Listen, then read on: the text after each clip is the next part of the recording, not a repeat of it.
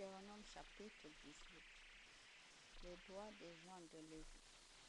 Moïse dit, les prêtres lévites et les autres gens de la tribu de Lévi ne recevront pas de terre en partage comme les autres Israélites. Pour se nourrir, ils auront les sacrifices offerts au Seigneur et les autres biens qui sont pour lui. Les Lévites n'auront pas de territoire parmi les autres Israélites. Leur bien, c'est le Seigneur, selon la parole qu'il leur a dite. Les prêtres ont droit à une partie des animaux, bœufs ou moutons, que les Israélites offrent en sacrifice de communion. Vous devez leur donner l'épaule, les joues et l'estomac. Vous leur donnerez aussi les premiers produits du sol, le blé, le vin nouveau et l'huile, avec la première laine des moutons que vous tondrez. En effet, parmi toutes les tribus, le Seigneur votre Dieu a choisi Lévi et ses fils pour qu'ils assurent tous les jours le service du Seigneur. Voici ce qui peut arriver. Un Lévite veut quitter la ville d'Israël où il habite. Il veut venir dans le lieu que le Seigneur choisira.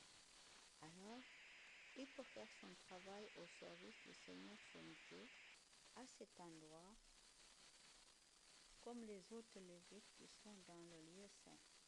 Pour se nourrir, il a droit à la même part que les autres. Cela s'ajoute à l'argent qu'il reçoit s'il vend les biens de sa famille. Au sujet des prophètes, Moïse dit, quand vous serez arrivés dans le pays que le Seigneur votre Dieu vous donne, vous n'attendrez pas à imiter la conduite horrible de ce peuple-là. On ne devra trouver parmi vous aucune des personnes suivantes. Quelqu'un qui brûle son fils ou sa fille en sacrifice, qui pratique la magie, qui interroge les charlatans, qui lit dans le ciel, qui devine l'avenir, qui pratique la sorcellerie, qui envoûte les gens, qui jette des sorts ou qui, d'une manière ou d'une autre, consulte les morts. Ceux qui font cela, le Seigneur votre Dieu les a en horreur. C'est pourquoi, à votre arrivée, il chassera les habitants de ce pays. Mais vous, attachez-vous de tout votre cœur au Seigneur votre Dieu. Les peuples que vous allez chasser écoutent les charlatans et ceux qui lisent dans le ciel. Le Seigneur votre Dieu ne veut pas de cela pour vous. Il vous enverra un prophète comme moi. Celui-ci fera partie de votre peuple et c'est lui que vous écouterez.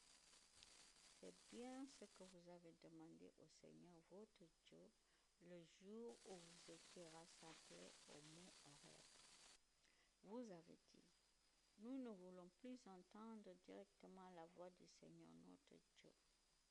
Nous ne voulons plus voir ce grand feu.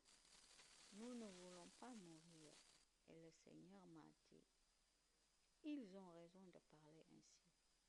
Je leur enverrai un prophète comme toi. Ce sera quelqu'un de leur peuple. Je mettrai mes paroles dans sa bouche et il leur dira tout ce que je lui commanderai. Si quelqu'un n'écoute pas les paroles que ce prophète dira en mon nom, je le punirai moi-même. Mais si ce prophète ose dire en mon nom un message que je ne lui ai pas donné, ou s'il parle au nom d'autres dieux, il devra mourir. Vous vous demanderez peut-être, comment reconnaître que ces paroles ne viennent pas du Seigneur? Eh bien, si le prophète a annoncé quelque chose au nom du Seigneur et que cela n'arrive pas, alors ces paroles ne viennent pas du Seigneur. Le prophète a osé parler en son nom à lui. N'ayez pas peur de lui. Amen.